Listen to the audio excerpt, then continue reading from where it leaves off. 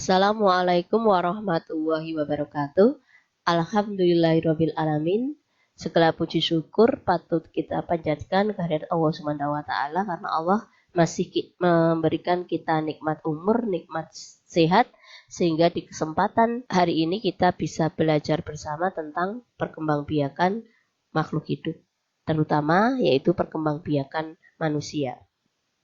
Anak-anakku yang Budian sayangi, untuk kesempatan ini kita akan belajar tentang perkembangbiakan manusia. Yang berperan dalam proses perkembangbiakan manusia adalah organ reproduksi. Untuk yang pertama akan kita bahas organ reproduksi wanita. Ada banyak bagian organ reproduksi wanita, hanya untuk kali ini kita akan membahas bagian-bagian yang utama saja. Organ reproduksi pertama yaitu ovarium atau indung telur. Ada dua indung telur yang dimiliki oleh seorang wanita, yaitu indung telur bagian kanan dan indung telur bagian kiri. Ovarium atau indung telur memiliki fungsi menghasilkan sel telur atau ovum. Selanjutnya, selain menghasilkan ovum atau sel telur, ovarium juga menghasilkan hormon estrogen. Organ reproduksi berikutnya yaitu saluran telur atau oviduk atau tuba Fallopi. Tuba Fallopi atau oviduk memiliki fungsi sebagai saluran yang akan dilewati oleh sel telur ketika sel telur akan menuju ke rahim. Di saluran oviduk atau di tuba Fallopi, proses fertilisasi atau pembuahan sel telur oleh sel sperma itu akan terjadi. Kemudian organ reproduksi berikutnya adalah rahim. Kemudian untuk rahim sendiri memiliki bagian yang disebut sebagai dinding rahim. Nah, dinding rahim ini akan mengalami penebalan ketika sel telur dihasilkan oleh ovarium. Di dalam rahim, embrio atau janin atau calon bayi akan berkembang sampai nantinya calon bayi akan siap untuk dilahirkan. Jadi, rahim memiliki fungsi sebagai tempat berkembangnya embrio. Organ reproduksi berikutnya adalah vagina. Vagina adalah alat kelamin luar yang dimiliki oleh perempuan atau wanita, di mana vagina memiliki fungsi sebagai tempat keluarnya bayi. Untuk organ reproduksi berikutnya adalah organ reproduksi pria. Ada banyak bagian organ reproduksi pria, hanya kemudian membahas 3 bagian saja. Yang pertama adalah testis, kemudian saluran sperma, dan yang berikutnya adalah alat kelamin luar pria yang disebut sebagai penis. Testis adalah organ reproduksi pria yang berfungsi untuk menghasilkan sel sperma. Di samping juga organ ini menghasilkan hormon testosteron. Selanjutnya, saluran sperma itu memiliki fungsi sebagai saluran yang akan dilalui oleh sel sperma sebelum sel sperma dikeluarkan melalui alat reproduksi yang disebut sebagai penis. Penis sendiri adalah organ reproduksi pria yang berfungsi sebagai tempat keluarnya sperma. Demikian anak-anakku tentang organ reproduksi yang dimiliki oleh wanita maupun pria. Untuk selanjutnya, kita akan membahas apa itu menstruasi atau haid. Seperti yang kita ketahui bahwa menstruasi atau haid merupakan ciri primer yang dimiliki oleh seorang wanita ketika wanita itu sudah memasuki masa pubertas atau akil balik. Menstruasi sendiri adalah proses keluarnya sel telur atau ovum dari indung telur atau ovarium yang tidak dibuahi bersama lapisan dinding rahim yang banyak mengandung pembuluh darah. Jadi menstruasi itu adalah proses keluarnya sel telur atau ovum dari indung telur atau ovarium yang tidak dibuahi bersama dengan lapisan dinding rahim yang banyak mengandung pembuluh darah. Pada saat menstruasi, darah keluar sedikit demi sedikit melalui lubang kelamin yang disebut sebagai vagina. Lamanya menstruasi masing-masing wanita itu berbeda-beda, antara 2 hari sampai dengan 14 hari lamanya. Kalau ada yang menyebutkan maksimal adalah 15 hari. Kalau kita mengalami atau seorang wanita itu mengalami menstruasi lebih dari 15 hari, kemungkinan darah yang keluar adalah darah akibat suatu penyakit tertentu. Sehingga perlu dikonsultasikan ke dokter. Menstruasi atau siklus menstruasi terjadi setiap 28 hari sekali atau setiap 1 bulan sekali. Tapi itu pun bagi setiap wanita tidak semuanya 28 hari. Masing-masing wanita memiliki siklus menstruasi yang berbeda-beda. Apa itu siklus menstruasi? Yaitu waktu yang dihitung antara haid pertama bulan sebelumnya dengan haid pertama pada periode bulan berikutnya. Itu namanya siklus menstruasi. Untuk berikutnya adalah proses bagaimana seorang wanita itu bisa melahirkan keturunannya atau melahirkan bayi. Bagaimana bayi itu bisa tumbuh dalam tubuh atau di dalam organ reproduksi wanita. Seorang wanita bisa mengalami kehamilan atau bisa mengandung janin jika di dalam tubuh wanita, terutama di organ reproduksi wanita, itu terjadi proses pembuahan. Apa itu proses pembuahan? Yaitu peristiwa bertemunya sel sperma dari induk jantan bertemu dengan sel telur atau ovum yang dihasilkan oleh induk betina. Dalam hal ini, sel sperma, kalau pada manusia sel sperma dihasilkan oleh laki-laki bertemu dengan sel telur atau ovum yang dihasilkan oleh perempuan. Proses berikutnya yaitu sel telur yang sudah dibuai oleh sel sperma akan menjadi zigot. Selanjutnya, zigot akan berkembang menjadi embrio atau disebut juga janin atau disebut juga calon bayi. Nah, calon bayi atau embrio itu akan berkembang di dalam rahim atau uterus. Selanjutnya, calon bayi yang berkembang di dalam uterus atau rahim itu akan mendapatkan makanan dari ibunya melalui saluran yang disebut sebagai plasenta atau ari-ari.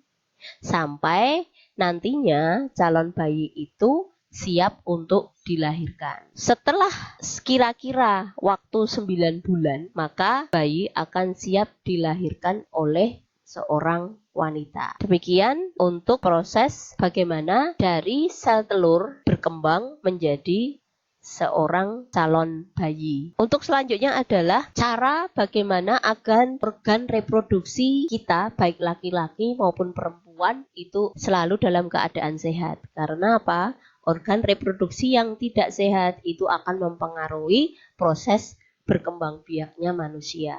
Proses berkembang biak manusia akan bisa terganggu jika organ-organ reproduksi yang dimiliki oleh manusia itu mengalami gangguan atau kesehatannya terganggu. Ada beberapa cara untuk menjaga kesehatan alat reproduksi. Yang pertama, kita bahas dulu cara menjaga kesehatan alat reproduksi perempuan atau wanita. Yang pertama, sebaiknya mandi 2 kali sehari dengan air bersih. Kemudian yang berikutnya adalah saat mengalami menstruasi, sebaiknya mengganti pembalut setiap kali kita merasakan lembab atau minimal mengganti pembalut 4 kali dalam sehari. Kemudian yang ketiga adalah membasuh organ reproduksi sehabis buang air kecil. Nah, ada cara untuk membasuh organ reproduksi sehabis buang air kecil. Tidak sembarangan kita membasuh organ reproduksi ketika kita selesai buang air kecil. Caranya adalah membersihkan organ reproduksi dari arah depan ke belakang. Jadi kita harus membersihkan organ reproduksi sehabis buang air kecil dari arah depan ke arah belakang agar organ reproduksi kita tetap terjaga kebersihannya. Kenapa hal ini kita lakukan? Agar kuman dari anus tidak masuk ke saluran reproduksi kita. Setelah dibasuh, maka keringkan dengan menggunakan tisu atau anduk supaya tidak lembab. Yang berikutnya adalah biasakan menggunakan pakaian dalam dari katun. Bahan katun memiliki sifat menyerap keringat, sehingga kita terhindar dari kelembaban. Kelembaban pada lipatan kulit dapat menyebabkan tumbuh jamur kulit, di mana tumbuh jamur kulit di area organ reproduksi akan bisa mengganggu kesehatan organ reproduksi kita semuanya. Untuk yang berikutnya adalah gantilah pakaian dalam setiap kali habis mandi atau setiap kali merasa lembab pada pakaian dalam kamu. Untuk yang berikutnya adalah berolahraga secara teratur untuk menjaga kebugaran tubuh. Cara menjaga organ reproduksi pada laki-laki. Yang pertama adalah mandilah minimal 2 kali sehari menggunakan air bersih. Yang kedua, biasakan menggunakan pakaian dalam dari katun. Yang ketiga adalah gantilah pakaian paling sedikit 2 kali sehari. Yang keempat adalah basuhlah organ reproduksi setiap habis buang air kecil. Yang kelima adalah berolahraga secara teratur dan minum air putih yang banyak. Yang keenam adalah hindari pemakaian pakaian dalam yang terlalu ketat karena dapat menyebabkan iritasi. Di samping apa? Pemakaian pakaian dalam yang terlalu ketat akan mengganggu perkembangan dari organ reproduksi kita, terutama organ reproduksi bagian luar. Seperti kita ketahui bahwa ketika seorang laki-laki maupun seorang perempuan itu memasuki masa pubertas, maka baik laki-laki maupun perempuan tersebut sudah bisa menghasilkan keturunan. Nah, agar kita tidak terjerumus pada pergaulan atau suatu perbuatan yang menyebabkan masa depan kita menjadi suram atau masa depan kita menjadi rusak disebabkan perilaku yang kurang baik akibat cara menyikapi masa pubertas yang tidak tepat, maka ada beberapa cara bagaimana kita harus menyikapi ketika kita sudah memasuki masa pubertas. Yang pertama adalah menjaga kebersihan tubuh. Kenapa ketika masa pubertas kita harus menjaga kebersihan tubuh? Karena ketika kita sudah memasuki masa pubertas, aktivitas kelenjar minyak dan kelenjar keringat meningkat. Karena peningkatan aktivitas dua kelenjar ini, maka tubuh kita mudah sekali lembab karena banyak cairan minyak maupun cairan keringat yang kita hasilkan. Akibatnya, kelembaban tubuh kita itu akan menjadi tempat berkembangnya bakteri maupun kuman-kuman penyakit jika kita tidak menjaga kebersihan dengan baik. Aktivitas kelenjar minyak dan kelenjar keringat yang meningkat terutama akan menyebabkan wajah kita mudah berjerawat dan tubuh kita berbau tidak sedap ketika kita tidak menjaga kebersihan tubuh kita tadi. Untuk berikutnya adalah menjaga kesehatan dengan memilih makanan sehat dan berolahraga. Makanan sehat itu tidak harus mahal. Makanan sehat itu adalah makanan yang bergizi. Hindari banyak makanan-makanan yang mengandung pengawet, banyak mengandung penyedap maupun junk food atau makanan-makanan cepat saji. Pilihlah makanan-makanan yang terbuat dari bahan-bahan yang segar seperti sayur mayur. Kemudian yang berikutnya adalah hati-hati bergaul dengan lawan jenis.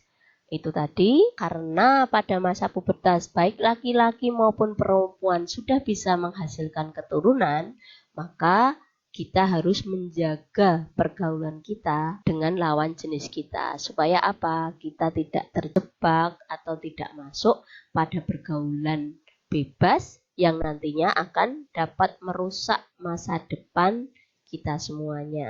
Kesempatan kita untuk belajar, kemudian kesempatan kita untuk meraih cita-cita menjadi hilang ketika kita nanti tidak menjaga pergaulan kita dengan lawan jenis. Yang berikutnya adalah memilih bacaan dan tontonan yang sesuai umur. Jangan membaca bacaan atau tontonan yang dikonsumsi oleh orang dewasa, terutama bacaan atau tontonan yang porno. Karena apa? Ketika kamu membaca atau menonton hal-hal yang mengandung pornografi, maka hormon yang ada di dalam otak kamu akan dihasilkan, namanya hormon dopamin. Hormon itu akan memicu rasa senang kamu ketika melihat itu. Nah, karena kamu merasa senang, kamu akan selalu ingin mengulang dan mengulang sehingga nantinya kamu akan merasa kecanduan. Kalau sudah merasa kecanduan, maka konsentrasi kamu akan terganggu, kemudian otak kamu tidak bisa lagi menentukan mana yang benar dan mana yang salah. Kemudian konsentrasi kamu untuk melakukan aktivitas-aktivitas yang positif juga akan sangat berkurang. Yang ada, kamu akan selalu berkeinginan melakukan hal-hal yang negatif seperti yang kamu lihat maupun yang kamu baca. Kemudian yang berikutnya adalah rajin beribadah sesuai agama kita masing-masing. Dengan semakin dekat kepada Allah, maka kita diharapkan bisa terhindar dari perbuatan-perbuatan yang dilarang oleh agama. Demikian anak-anakku apa yang bisa kita pelajari hari ini. Tetap semangat untuk belajar, jaga kondisi tubuh kamu, selalu berpikir positif dan melakukan hal-hal positif agar kita bisa meraih apa yang kita cita-citakan. Billahi taufiq wal hidayah. Wassalamualaikum warahmatullahi wabarakatuh.